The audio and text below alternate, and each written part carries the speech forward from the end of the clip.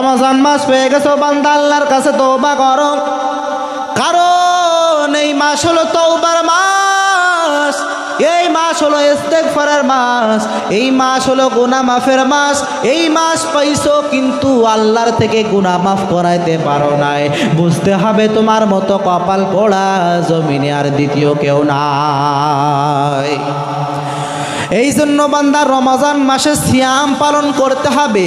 সিয়াম এবং কিয়াম, কিয়াম মানে বান্দা নামাজ আদায় করো, সিয়াম মানে বান্দা না খেয়ে রোজা রাখো। রোজা হলো তিন জিনিসের নাম। এক হলো খাবার খাওয়া থেকে বিরত থাকা লাগবে, দ্বিতীয় নাম্বারে কোনো কিছু পান করা থেকে বিরত থাকা লাগবে, তৃতীয় নাম্বারে স্ত্রীর সাথে মিলামিশা থেকে পরিপূর্ণ বিরত থাকা লাগবে।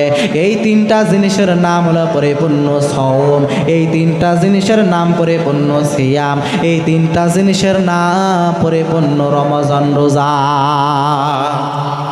রমজান মাসে রোজা রাখবো তো ইনশাআল্লাহ।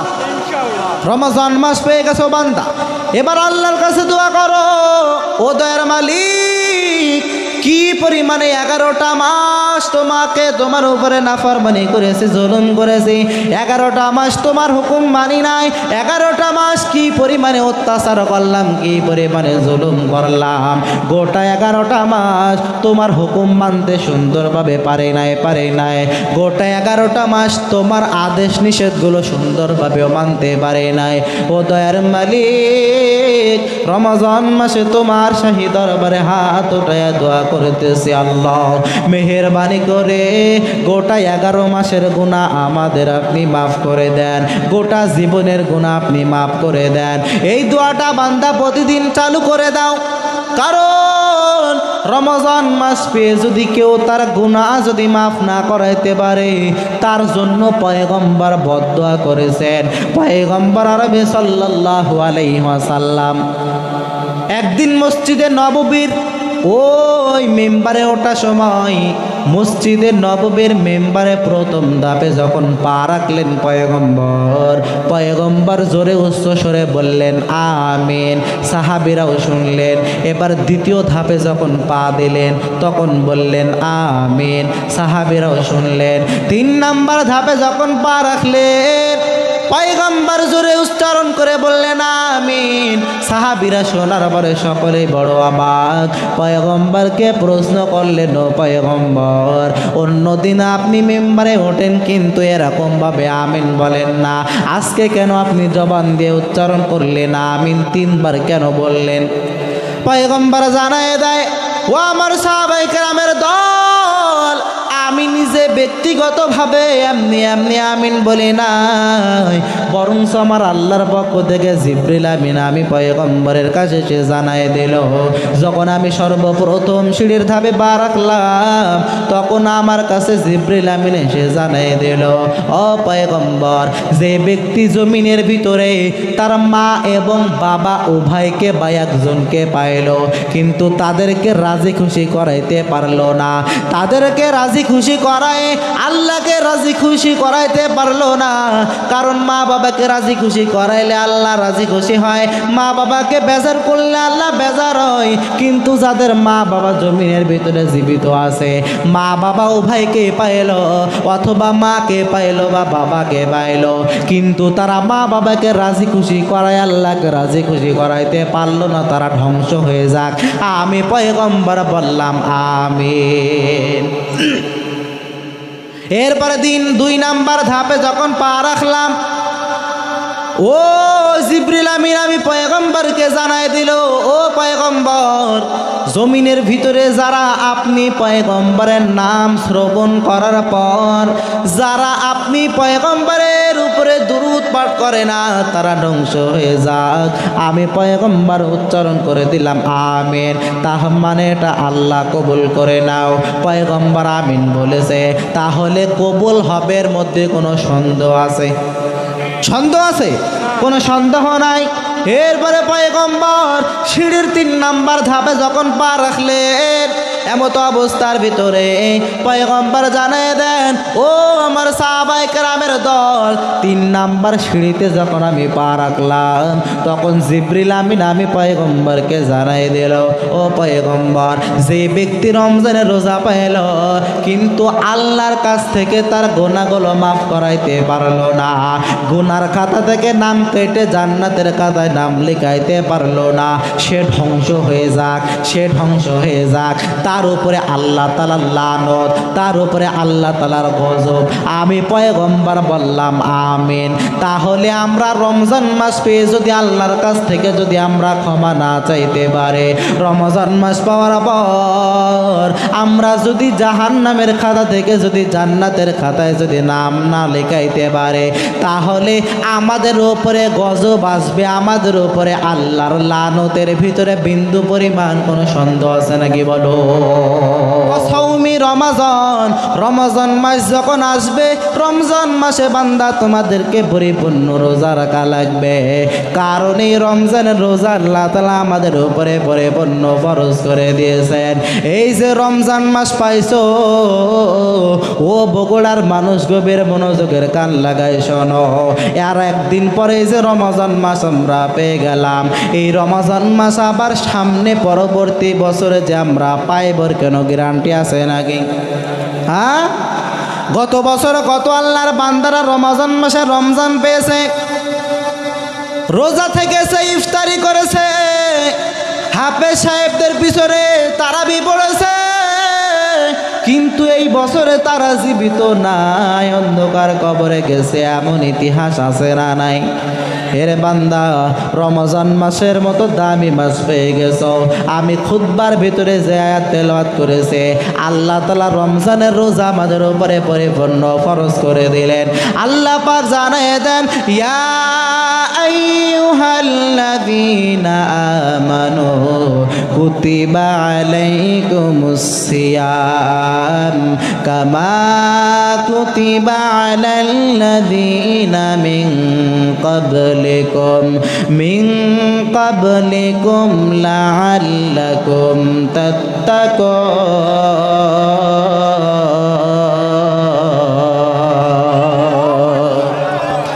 আল্লাহ পাক জানায় দেয়, ইয়া আইয়ুহাল্লাযীনা আমানু, হে ঈমানদারেরা, আমি আল্লাহ তাআলা তোমাদের উপরে রমজানের রোজা ফরজ করে দিলাম।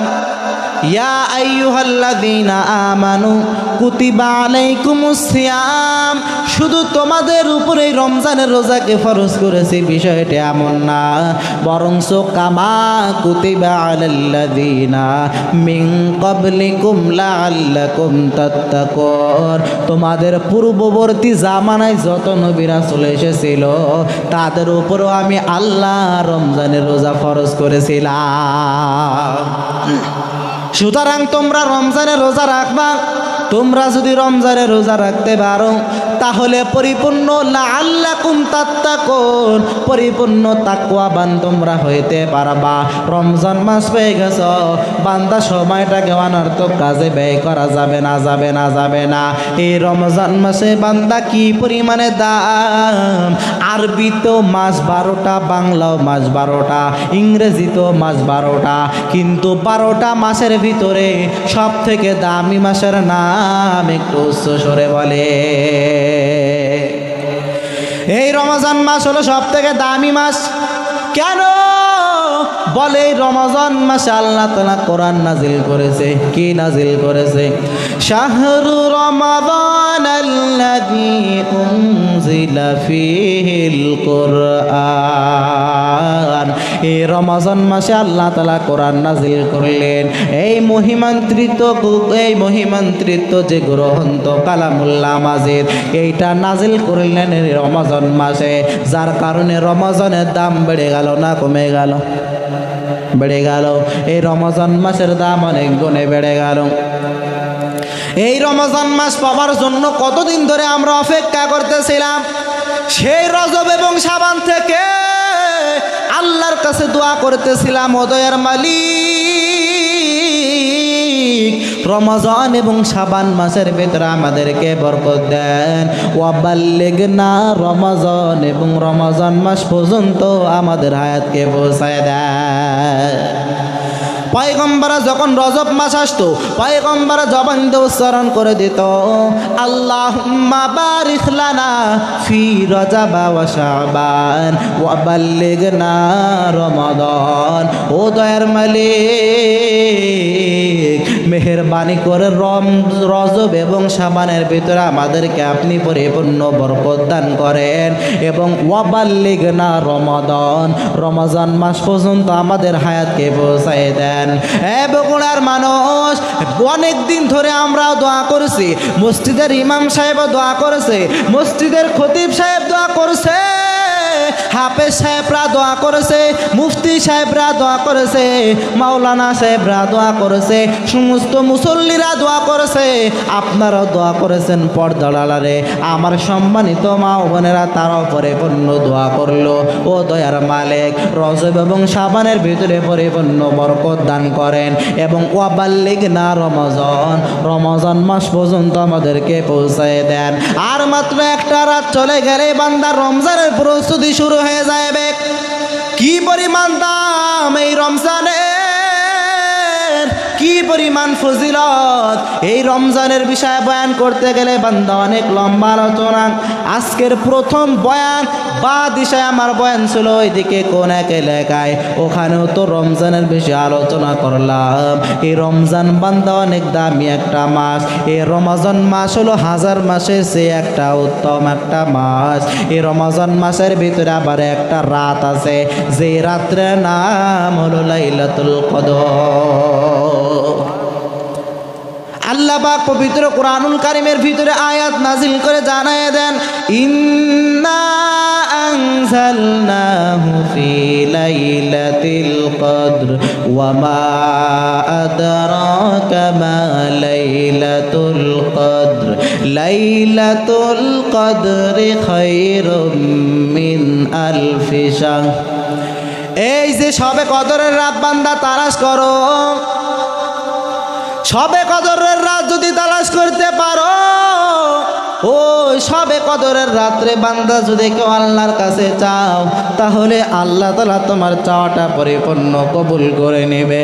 এরে বান্দা কে ঋণগ্রস্ত আছো, সবে কদরের রাত বান্দা রমজান মাসে তালাশ করে করে করে আল্লাহর কাছে দোয়া করো। আল্লাহর কাছে দোয়া করতে দেরি হবে, আল্লাহর কাছে চাইতে দেরি হবে। যদি দোয়া করার মতো দোয়া করতে পারো, যদি আল্লাহর কাছে চাওয়ার মতো চাইতে পারো, তাহলে আমার আল্লাহ বান্দা তোমার চাওয়া পূরণ করতে দেরি করবে না। কিন্তু আমরা চাই মাজারে গিয়ে, কথা ঠিক না বেঠিক? আমরা চাই মাজারে গিয়ে, সিজদাদি মাজারে গিয়ে, ইবাদত বন্দিগি করি মাজারে গিয়ে, দান সদকা মান্নত এইগুলো করি মাজারে গিয়ে, যেগুলো শিরক। মাজারে মান্নত করা যাবে না, মাজারে বান্দা মান্নত করা যাবে না। মান্নতের হকদার তো গরিব এতিম মিসকিন অসহায় তারা। মাজারে যারা থাকে বান্দা এরা হলো অনেক বড় লোক ধনী। আপনি মাসে 10,000 টাকা ইনকাম করতেছেন, এরা মাজার পাহারা দিয়ে মাসে 40,000 টাকা ইনকাম করেছে, আপনার খবর নাই। সুতরাং ইবাদত বন্দেগি করবো একমাত্র কার? রমজান মাস পাইছো ও বগুড়ার মানুষ, রমজান মাসের পরিপূর্ণ সম্মান করো। এই রমজান মাসের অনেক ফজিলত। রমজান মাসের ফজিলত বলতে গিয়ে পয়গম্বর 4টা ফজিলতের কথা জানাই দিয়েছেন, বলবো না থাকবে? অনেক রাত হয়ে গেছে, ছেড়ে দিই নাকি? বলবো। ক্বালান নবী সাল্লাল্লাহু আলাইহি ওয়া আলিহি ওয়াসাল্লাম, পয়গম্বর হাদিসের ভিতরে জানায় দেন, ইজা দাখালা রমজান, যখন রমজান মাস শুরু হইয়া যায়, ফুতিহাত আবওয়াবুস সামা, রমজান মাস যখন শুরু হইবে আল্লাহ তাআলা তখন আসমানের সমস্ত দরওয়াজাগুলো খুলে দেয়। এরপরে 2 নাম্বার পুরস্কারের কথা পয়গম্বর জানায় দেন, ওয়া ফি রিওয়ায়াতিন ফুতিহাত আবওয়াবুল জান্নাহ, রমজান মাস যখন শুরু হইয়া যায় এমত অবস্থার ভিতরে আমার আল্লাহ তাআলা জান্নাতের সমস্ত দরওয়াজাগুলো খুলে দেয়। এরপরে 3 নাম্বার পুরস্কারের কথা পয়গম্বর জানিয়ে দেন, ওয়াগুল্লিকাত আবওয়াবুল জাহান্নাম। রমজান মাস যখন শুরু হয়ে যাইবে এমত অবস্থার ভিতরে আমার আল্লাহ তাআলা জাহান্নামের সমস্ত দরওয়াজাগুলো বন্ধ করে দেয়। এরপরে পয়গম্বর 4 নাম্বার পুরস্কারের কথা জানিয়ে দেন, ওয়াসুলসিলাতুল আবওয়াবুশ শায়াতিন। পয়গম্বর 4 নাম্বার পুরস্কারের কথা জানিয়ে দেন, রমজান মাস যখন আসবে আমার আল্লাহ তাআলা সমস্ত শয়তানদেরকে শিকলাবদ্ধ করে রাখে। এবার আপনাদের প্রশ্ন, হুজুর রমজান মাসেও তো দেখি মানুষ শয়তানি করে কি করে না? তাহলে আপনি যে বললেন হাদিসের ভিতরে আল্লাহ তাআলা নাকি রমজান মাসে শয়তান বন্দি করে রাখে, তাহলে রমজান মাস আসলে শয়তানি করে যে দেখি এগুলো কেমনে করে? এর 1 নাম্বার প্রশ্ন আমি শুরুতেই দিয়ে দিলাম, বান্দা শয়তান হলো 1 প্রকার না, শয়তান হলো 3 প্রকার। রমজান মাস আসলে আল্লাহ তাআলা জিন শয়তানকে পরিপূর্ণ আবদ্ধ করে রাখে, কিন্তু নফস শয়তান তো আবদ্ধ থাকে না, মানুষ শয়তান তো আবদ্ধ থাকে না।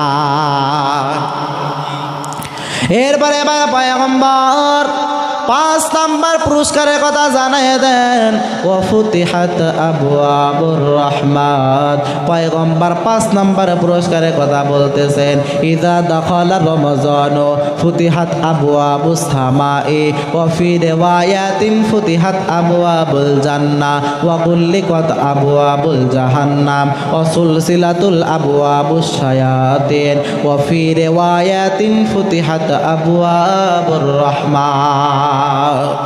ওয়াফি রিওয়ায়াতিন, অন্য একটা রিওয়ায়াতের ভিতরে এসেছে ফুতিহাত আবওয়াবুর রহমাত। এই রমজান মাসে আল্লাহ তাআলা বেশি বেশি রহমত বর্ষিত করে, যার কারণে বান্দা রমজান মাসে পরিপূর্ণ রোজা রাখা লাগবে। এই রমজান মাসের রোজা আল্লাহ তাআলা আমাদের উপরে ফরজ করে দিয়েছে। আল্লাহ তাআলা যেমন নামাজ ফরজ করেছে, যেমন হজ ফরজ করেছে, যেমন যাকাত ফরজ করেছে, ঠিক তেমন রমজানের রোজাও আমাদের উপরে ফরজ নাকি নফল? হ্যাঁ, রমজানের রোজা আমাদের উপরে ফরজ। রমজানের রোজা রাখা লাগবে, কারণ এটা আল্লাহ তাআলার পরিপূর্ণ আদেশ। রমজান মাসে রোজা রেখে রেখে বান্দা আল্লাহ তাআলার ইবাদত বন্দেগী করা লাগবে। এখান থেকে আর একটা জিনিস শিক্ষণীয় বিষয় হলো, যারা রমজানে রোজা রাখে তাদের সামনে পানি থাকে, খাবার থাকে, সব কিছু উপস্থিত থাকা সত্ত্বেও খায় না, একমাত্র কার ভয়ে? একমাত্র আল্লাহর ভয়ে পানিও পান করে না। ঘরের ভিতরে ফ্রিজের ব্যবস্থা আছে, ফ্রিজে ঠান্ডা শরবতের ব্যবস্থা আছে, তারপরও খায় না, কারণ ভয় একজনের, তিনি কে? ঘরের ভিতরে সুন্দর কুরমা, পোলোয়া ও বিরিয়ানি, ভালো ভালো খাবারের আয়োজন আছে, তারপরও খায় না, একমাত্র আল্লাহ তাআলার ভয়ে। এর বান্দা, এখান থেকে আমাদের পরিপূর্ণ শিক্ষা গ্রহণ করা লাগবে।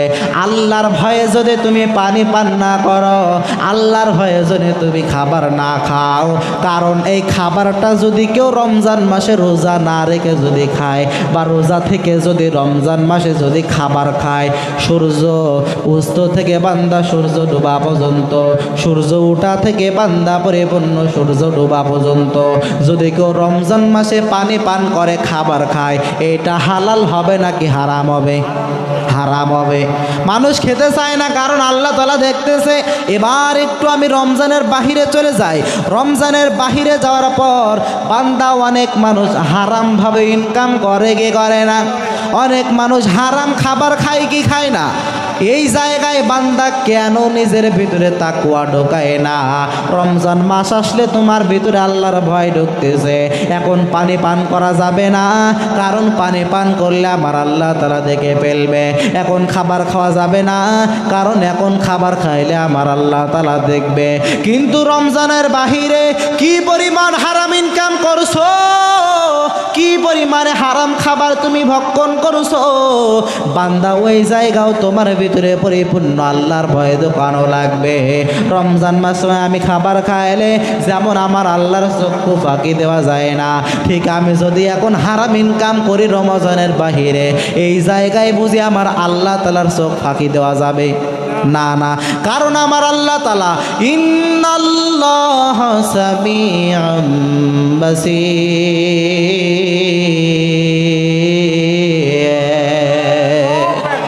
আমার আল্লাহ তাআলা সব কিছু দেখে। আমার আল্লাহ তাআলা সামিউন আলিম। আমার আল্লাহ তাআলা সব কিছু জানে, আমার আল্লাহ তাআলা সব কিছু দেখে। সুতরাং বান্দা, রমজানের বাহিরেও হারাম খাবার খাওয়া যাবে না, আবার রমজান মাসে কোনো হালাল খাবার খাইলেও সেটা হারাম হয়ে যাইবে, ঠিক না? রমজানের বাহিরে হালাল খাবার খাইবেন, কোনো সমস্যা নাই, কিন্তু রমজান মাসে রোজা না রেখে বা রোজা রেখে সূর্য ওঠা থেকে সুবহ সাদিক থেকে যদি আপনি সূর্য ডোবার আগ পর্যন্ত যদি যতই খাঁটি হালাল খাবার খান, হালাল হবে নাকি হারাম হবে? হারাম হয়ে যাইবে। সুতরাং এগুলো খাওয়া যাবে না। রমজান মাসে পরিপূর্ণ রোজা রাখা লাগবে। কত আল্লাহর বান্দা আছে এই রমজান মাসে রোজা রাখে না, দোকানের ভিতরে লাল পর্দা টানাই দিয়ে দোকানের ভিতরে গোপনে গোপনে খায়, আছে না নাই? এই বগুড়ার ভিতরেও আছে, রমজানে রোজা রাখে না, দোকানের ভিতরে কাপড় টানাই দিয়ে গোপনে গোপনে পানি পান করে, গোপনে গোপনে সিগারেট পান করে, গোপনে গোপনে তারা খাবার খায়। বান্দা, ওই আল্লাহর বান্দা তো জানে না,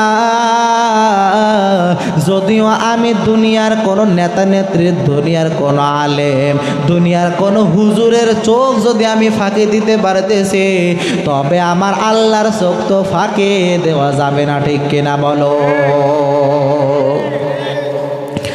এই জন্য রমজান মাস পেয়ে গেছো বান্দা, বেশি বেশি ইবাদতের হার বাড়ায় দাও, কোরআন তেলাওয়াতের আমল চালু করো। এরে বান্দা, রমজান মাসে ইবাদত করলে বেশি পরিমাণ ফায়দা। এই রমজান মাসে কেউ যদি একটা নফল ইবাদত করে, তাহলে রমজানের বাহিরে ফরজের সমতুল্য সওয়াব আমার আল্লাহ দান করে দিবে। এরপরে পয়গম্বর জানায় দেন, মদিনার পয়গম্বরের ভাষ্য, পয়গম্বর জানায় দেন, রমজানের বাহিরে যদি কেউ পবিত্র কোরআনের একটা হরফ উচ্চারণ করে দেয়, ক্বালান নবী সাল্লাল্লাহু আলাইহি ওয়া আলিহি ওয়াসাল্লাম, মান ক্বারাআ হরফান, কেউ যদি একটা হরফ উচ্চারণ করে কিতাব আল্লাহর কিতাব থেকে, কেউ যদি আল্লাহর কিতাব থেকে একটা হরফ উচ্চারণ করে, মান ক্বারাআ হরফান মিন কিতাবিল্লাহি ফালাহু হাসানাতুন বিআশরি আমসালিহা, তাহলে তার আমল নামায় আমার আল্লাহ তাআলা 10টা নেকি দিয়ে দিবে।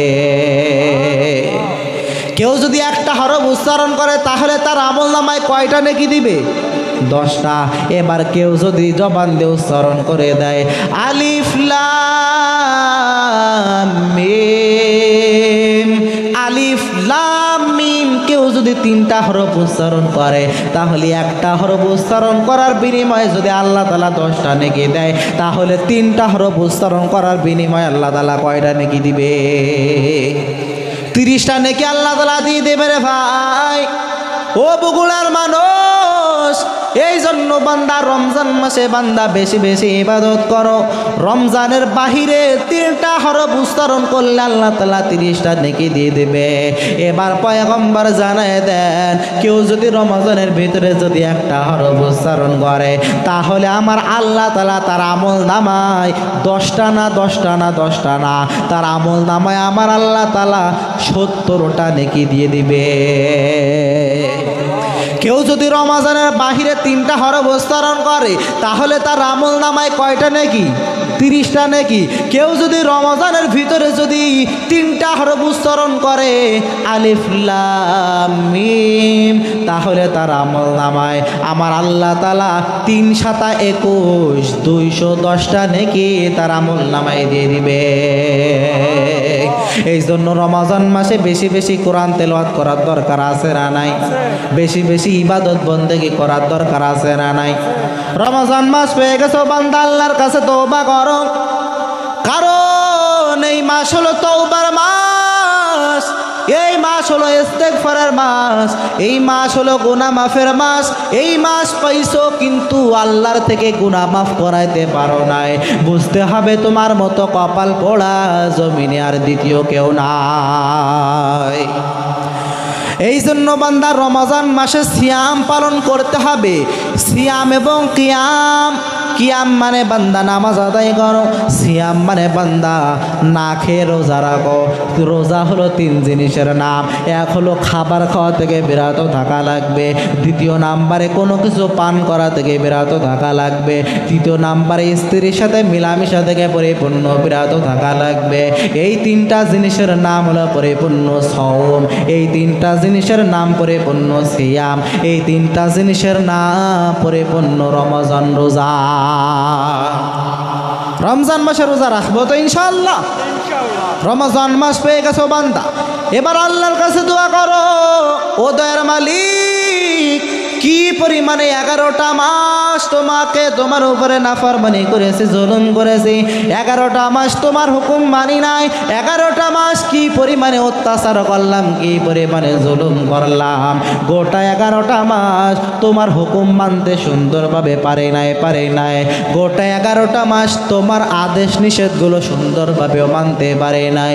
ও দয়ার মালিক রমজান মাসে তোমার শাহী দরবারে হাত উঠায়া দোয়া করতেছি, আল্লাহ মেহেরবানি করে গোটা 11 মাসের গুনাহ আমাদের আপনি মাফ করে দেন, গোটা জীবনের গুনাহ আপনি মাফ করে দেন।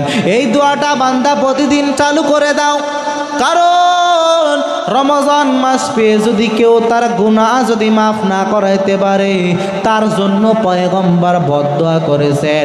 পয়গম্বর আরবি সাল্লাল্লাহু আলাইহি ওয়াসাল্লাম একদিন মসজিদে নববীর ওই মেম্বারে ওঠার সময় মসজিদে নববীর মেম্বারে প্রথম ধাপে যখন পা রাখলেন পয়গম্বর জোরে উচ্চ স্বরে বললেন আমিন, সাহাবীরাও শুনলেন। এবার দ্বিতীয় ধাপে যখন পা দিলেন তখন বললেন আমিন, সাহাবীরাও শুনলেন। 3 নাম্বার ধাপে যখন পা রাখলেন পয়গম্বর জোরে উচ্চারণ করে বললেন আমিন, সাহাবীরা শোনার পরে সকলেই বড় অবাক।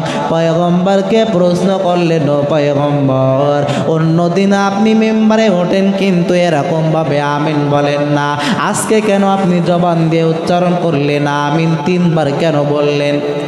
পয়গম্বর জানায় দেয়, ও আমার সাহাবায়ে কেরামের দল, আমি নিজে ব্যক্তিগতভাবে এমনি আমিন বলি নাই, বরং আমার আল্লাহর পক্ষ থেকে জিবরিল আমিন আমি পয়গম্বরের কাছে সে জানায় দিল।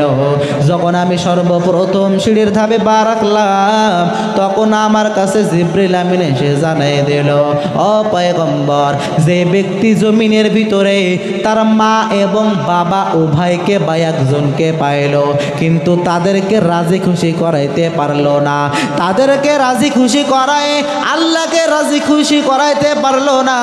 কারণ মা বাবাকে রাজি খুশি করাইলে আল্লাহ রাজি খুশি হয়, মা বাবাকে বেজার করলে আল্লাহ বেজার হয়। কিন্তু যাদের মা বাবা জমিনের ভিতরে জীবিত আছে, মা বাবা উভয়কে পাইল অথবা মাকে পাইল বা বাবাকে পাইল, কিন্তু তারা মা বাবাকে রাজি খুশি করায় আল্লাহকে রাজি খুশি করাইতে পারলো না, তারা ধ্বংস হয়ে যাক। আমি পয়গম্বর বললাম আমিন। এরপরে 2 নাম্বার ধাপে যখন পা রাখলাম ও জিবরিল আমিন আমি পয়গম্বরকে জানাই দিল, ও পয়গম্বর জমিনের ভিতরে যারা আপনি পয়গম্বরের নাম শ্রবণ করার পর যারা আপনি পয়গম্বরের উপরে দুরূদ পাঠ করে না তারা ধ্বংস হয়ে যাক। আমি পয়গম্বর উচ্চারণ করে দিলাম আমিন, তার মানে এটা আল্লাহ কবুল করে নাও। পয়গম্বর আমিন বলেছে, তাহলে কবুল হবের মধ্যে কোনো সন্দেহ আছে? সন্দেহ আছে? কোনো সন্দেহ নাই।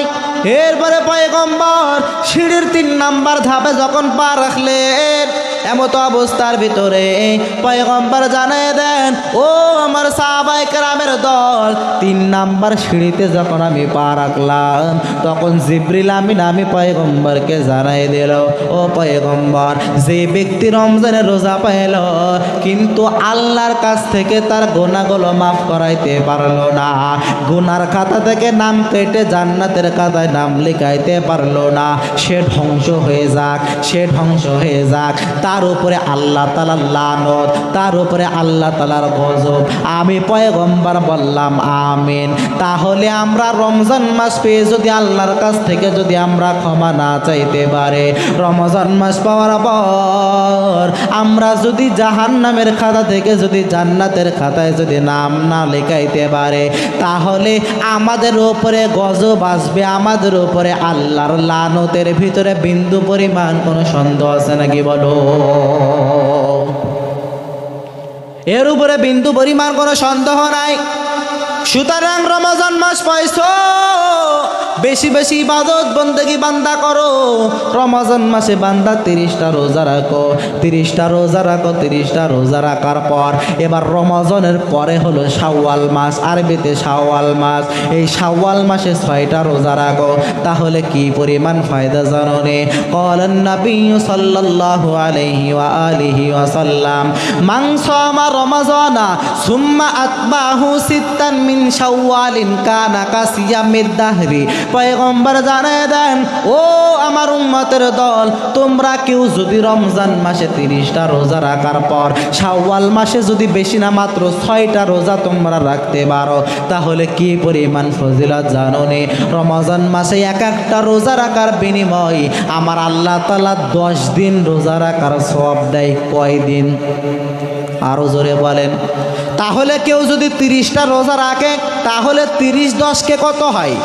300 দিন রোজা রাখার সওয়াব আমার আল্লাহ তাআলা দান করে দেয়। এরপরে কোন আল্লাহর বান্দা মাংস আমার রমজানা, কেউ যদি রমজান মাসের পুরো রোজা রাখার পর সুম্মা আতবাহু সিত্তান মিন শাওয়ালিন কানা কাসিয়ামিদ দাহরি, ওই শাওয়াল মাসে যদি 6টা রোজা রেখে দেয় তাহলে 6-10 কত হয়? 60। ওই দিকের 30-10 300, এই দিকের 6-10 60, তাহলে 360 দিন রোজা রাখার সওয়াব আমার আল্লাহ বান্দা বান্দীদের আমল নামায় দিয়ে দেয়। তাহলে রমজান মাসে রোজা রাখার দরকার আছে না নাই? রমজান মাসে রোজা রাখো। এরে বান্দা, সম্ভব হলে শাওয়াল মাসে মাত্র 6টা রোজা রেখে দাও, তাহলে গোটা 1 বছর রোজা রাখার সওয়াব পেয়ে যাইবা, গোটা 360 দিন রোজা রাখার পরিপূর্ণ সওয়াব পেয়ে যাইবা। এবার অনেকে বলবে, হুজুর 1 বছর কেমনে হয়? আমরা তো জানি বছর হয় 365 দিনে। এরে বান্দা, 5টা দিন রোজা রাখা হারাম। ঈদুল ফিতর, ঈদুল আজহা, এরকম দিনে বছরে 5 দিন রোজা রাখা হারাম, যার কারণে 5 দিন বাদ দিলে 360 দিন অর্থাৎ 1 বছর রোজা রাখার সওয়াব আল্লাহ দান করে দিবে। কি আপনারা ক্লান্ত হয়ে গেছেন নাকি? 1টা বাজতে গেছে, ছেড়ে দিই নাকি? ফজরের নামাজ, হাই ফজরের নামাজ তো ফজরের নামাজ পড়বেন কিনা সন্দেহ, সেটা চিন্তা করেন যে পড়বা নাকি না। আরো চলবে? কতক্ষণ চলবে? ফজর পর্যন্ত? বাবা, মুরব্বীদের ঠেলা কি! আমার তো মনে আছে বগুড়ার মুরব্বীরা মনে হয় 18 বছরের যুবক হয়ে গেছে এখন, বয়ান শুনে নাকি? বয়ানকে শুধু শুনলে হবে না, মানতে হবে, মানতে হবে। এখানে ফজর পড়বেন? বাবা, কি অবস্থা! মাশাআল্লাহ। আল্লাহ তাআলা, ও আল্লাহ, তুমি আমার এই বগুড়ার মানুষ, বগুড়ার আমার যুবক ভাই, বৃদ্ধ বাবাজি, তাদের ঈমানকে তুমি মজবুত করে দাও, বলেন আমিন। কি কমিটির লোক কি? ও, আর কিছুক্ষণ চলবে? হ্যাঁ, লোকজন বলছে যে আর কিছুক্ষণ চলবে। আচ্ছা, তাহলে 1 নম্বরে আল্লাহ পাক জানায় দেন, রমজান মাসে বান্দা পরিপূর্ণ রোজা তোমাদের উপরে ফরজ করা হয়েছে। রমজান মাসে পরিপূর্ণ রোজা তোমাদেরকে রাখা লাগবে। এরপরে 1 নম্বরে বান্দা ঈমান তোমাদের আনা লাগবে। আল্লাহর উপরে কোনো ঈমান আনলাম না, কিন্তু হাজার হাজার লক্ষ লক্ষ নেক আমল করলাম, কোনো নেক আমল আল্লাহর দরবারে কবুল হবে নাকি? কোনো নেক আমল আল্লাহর দরবারে কবুল হবে না। 1 নম্বরে বান্দা পরিপূর্ণ ঈমান আনা লাগবে। আগে ঈমান আনো, তারপরে নেক আমল করো। কারণ ঈমানটা হলো এক সংখ্যা। এক সংখ্যার পরে যদি আপনি একটা শূন্য দেন তাহলে কত হইবে? 10। এবার 1 সংখ্যার পরে যদি 2টা শূন্য দেন তাহলে কত হইবে? 100। এবার 1 সংখ্যার পরে যদি 3টা শূন্য দেন তাহলে কত হইবে? 1000। এবার 1 সংখ্যার পরে যদি আপনি 4টা শূন্য দেন তাহলে কত হইবে? 10,000। এরকম 1 সংখ্যার পরে যদি আপনি শূন্য বাড়াইতে থাকেন তাহলে 1-এর মান কমবে নাকি বাড়বে? হ্যাঁ, বাড়বে। কিন্তু শেষে হাজার হাজার শূন্য দিলেন, শুরু থেকে 1 যদি কেটে দেন তাহলে কোনো শূন্যর দাম আছে নাকি বলে? ঠিক 1 নাম্বার হলো ঈমান। ঈমান আনছো, ঈমানটা মজবুত করছো, এরপরে যদি নেক আমল করো তাহলে নেক আমলের ফায়দা আছে। কিন্তু 1 নম্বরে ঈমান নাই, যত নেক আমল করো হাজার হাজার শূন্য, শুরু থেকে 1 কেটে দিয়ে হাজার হাজার শূন্যর যেমন কোনো দাম নাই, ঠিক 1 নম্বরে ঈমান নাই এনে হাজার হাজার নেক আমল করলেও কোনো দাম নাই। ঠিক কিনা বলে? এই জন্য 1 নম্বর ঈমানটাকে মজবুত করা লাগবে। সাহাবায়ে কেরামদের মতো ঈমান আনো। কারণ জমিনের ভিতরে থাকাকালীন অনেক সময় মানুষের জীবনের বিনিময় আল্লাহ তাআলা পরীক্ষা করবেন। আল্লাহ তাআলা কখনো মানুষের ভয়ের মাধ্যমে পরীক্ষা করবে, আল্লাহ তাআলা কখনো মানুষের সম্পদ দেওয়ার মাধ্যমে পরীক্ষা করবে, আবার কখনো সম্পদ নেওয়ার মাধ্যমে পরীক্ষা করবে। যার কারণে আল্লাহ তাআলা জানায় দেন, ওয়ালা নাবলুওয়ান্নাকুম বিশাইইম মিনাল খাউফ। আমি আল্লাহ তাআলা অবশ্যই তোমাদেরকে পরীক্ষা করব বিশাইইম, কিছু জিনিসের মাধ্যমে। আমি আল্লাহ তাআলা সকলকে পরীক্ষা করবই, সকলকে তোমাদের পরীক্ষার সম্মুখীন হওয়া লাগবে। কারণ জমিনের ভিতরে যার ঈমানের পাওয়ার বেশি তার পরীক্ষাটাও কিন্তু তত কঠিন। কথা ঠিক না বেঠিক? যার পরীক্ষা তত কঠিন মনে করতে হবে তার ঈমানের পাওয়ার বেশি। কারণ আল্লাহ তাআলা গোটা পৃথিবীর ভিতরে যত মানুষজনদেরকে পাঠাইলেন সব থেকে বেশি পরীক্ষা করেছেন নবী রাসূলদের। কারণ তাদের ঈমানের পাওয়ার ছিল অনেক বেশি। কথা ঠিক না বেঠিক? নবীদের সব থেকে বেশি পরীক্ষা করলেন। ইব্রাহিম নবীকে কি পরিমাণে পরীক্ষা করলেন, ইসমাইল নবীকে আল্লাহ তাআলা কি পরিমাণে পরীক্ষার সম্মুখীন করলেন। আমাদের পয়গম্বরের কি আল্লাহ তাআলা কম পরীক্ষা করেছেন বিষয়টি এমন না। মুসা নবীকে আল্লাহ তাআলা পরীক্ষা করলেন, ঈসা নবীকে আল্লাহ তাআলা পরীক্ষা করলেন, সমস্ত নবীদেরকে আল্লাহ তাআলা পরীক্ষা করলেন।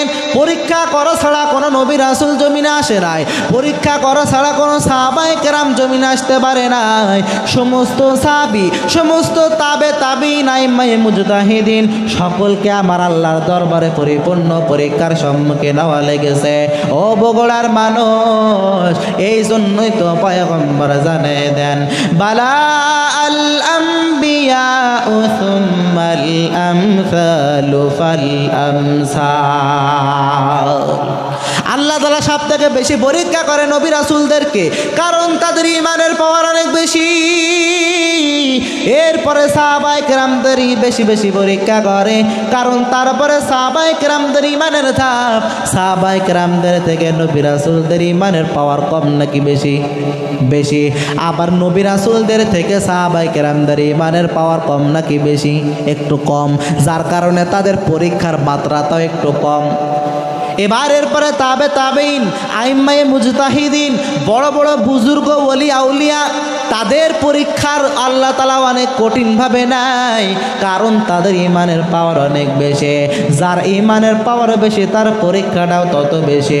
গোটা জমিনের ভিতরে তাকায় দেখবেন, যে ব্যক্তি পরিপূর্ণ ইমানদার, যেই ব্যক্তি নামাজ পড়ে, যেই ব্যক্তি রোজা রাখে, যেই ব্যক্তি মাওলার জিকির করে, আল্লাহর জিকির করে, সে যখন বড় কোনো বিপদে পড়ে যায় তখন বেঈমানগুলো হাসি তামাশা করে, হাসি ঠাট্টা করে, আসে না নাই? বলে মৌলবী, এ পাগড়িওয়ালা, এ টুপিওয়ালা, এ নামাজিওয়ালা, এ ইমানদার, হে মোমিন দাবি করে নেওয়ালা, তুই নাকি তোর আল্লাহর বড় আশেক, কিন্তু আল্লাহ তাআলা তোর কেন এত মুসিবত দিয়ে দিল? আল্লাহ তাআলা তোর কেন এত বিপদের সম্মুখীন বানায় দিল? ও বেঈমান, তুই তো জানো না আল্লাহ তাআলা আমাকে বেশি পরীক্ষা করেছেন, এই জন্য আমি আমার আল্লাহর উপরে ঈমান এনেছি বেশি, এই জন্য। যার কারণে আল্লাহ তাআলা সাহাবায়ে কেরামদেরকেও পরীক্ষা করলেন, আইম্মায়ে মুজতাহিদিন, তাবে তাবেইন সকলকে পরীক্ষা করলেন। আমাদেরকেও আল্লাহ তাআলা বিভিন্ন লাইনে পরীক্ষা করবে, এটা স্বাভাবিক। এরে বান্দা, আল্লাহ পাক জানায় দেন, ওয়ালা নাবলুওয়ান্নাকুম বিশাইইম মিনাল খাউফ, আমি আল্লাহ তাআলা অবশ্যই তোমাদেরকে পরীক্ষা করব। বিশাইইম, কিছু জিনিসের মাধ্যমে কাউকে আমি আল্লাহ তাআলা পরীক্ষা করব। মিনাল খাউফ, আমি আল্লাহ তাআলা ভয়ের মাধ্যমে তোমাদেরকে পরীক্ষা করব। আমি আল্লাহ তাআলা বান্দা, ওয়াল জু, আমি আল্লাহ তাআলা ক্ষুধার মাধ্যমে কাউকে পরীক্ষা করব। বিভিন্ন লাইনে বিভিন্ন দিক দিয়ে আমি আল্লাহ তাআলা তোমাদেরকে পরীক্ষা করব।